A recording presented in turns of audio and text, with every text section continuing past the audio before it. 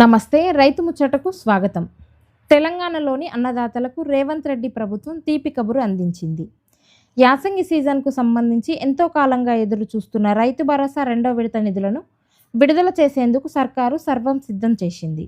జయశంకర్ భూపాలపల్లి జిల్లాలోని కాటారంలో నేడు భారీ బహిరంగ సభ జరగనుంది. ఈ సభా వేదికగా ముఖ్యమంత్రి రేవంత్ రెడ్డి రైతు భరోసా రెండో విడత నిధులను బటన్ నొక్కి నేరుగా రైతుల ఖాతాల్లో జమ చేయనున్నారు. ఈ విడతలో సుమారు 4,51,1947 మంది రైతులు లబ్ధి పొందనున్నారు.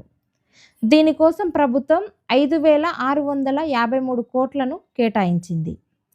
ఇప్పటికే మార్చి 22న సిద్దిపేట జిల్లా నర్మెటలో జరిగిన సభలో మొదటి విడతగా 3,590 కోట్లను ముఖ్యమంత్రి విడుదల చేసిన సంగతి తెలిసిందే.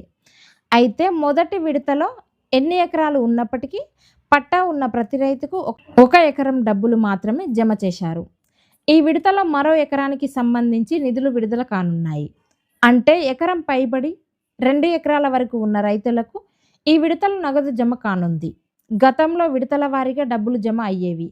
ఎకరం, ఆ తర్వాత 2 ఎకరాలు, మరో విడతలో 3 ఎకరాలకు ఇలా వేసేవారు. దీంతో ఎకరం పైబడిన రైతులు డబ్బులు ఎప్పుడు జమ అవుతాయోనని ఎదురు చూసేవారు. కానీ ఈసారి మాత్రం ప్రతి రైతుకు విడతల వారీగా రైతు భరోసా నిధులను విడుదల చేస్తుండడంతో ప్రతి రైతుకి ప్రతి విడతలో రైతు భరోసా నిధులు అందుతున్నాయి.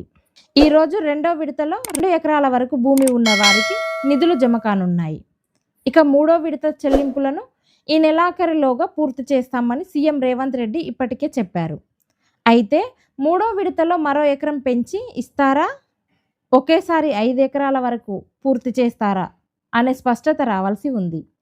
రైతు భరోసా అమలు కోసం ప్రతి సీజన్కు సుమారు 9,000 కోట్ల చొప్పున ఏటా 18,000 కోట్లు కావాలి. ఏ సీజన్లో అయినా ఏకమొత్తంగా చెల్లించాలంటే నిధుల సర్దుబాటు చాలా కష్టం. ఈ క్రమంలోనే ప్రభుత్వం విడతల వారీగా రైతు భరోసా నిధులను రైతుల ఖాతాల్లో జమ చేస్తుంది.